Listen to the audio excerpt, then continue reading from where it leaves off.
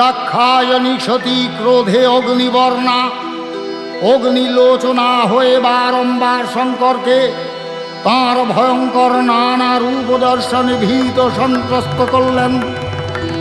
ঘোরতর তিমির বর্ণা দিগম্বরী আলুলায়িত কেশী চতুর্বাহু খর্গ মুন্ডধারিণী প্রতিরোমকূপে তাঁর অগ্নিকণিকা বিচ্ছুরিত গলদেশে দোদুল্যমানা মুন্ডমালা শানিত শির ঝঙ্কারে দশদিক কম্পিত তাঁর অট্টহাস্যে তাঁর পদতলে তিনি সবরূপে শয়ানমান।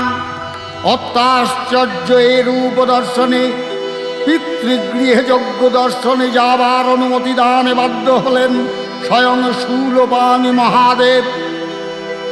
কালী করাল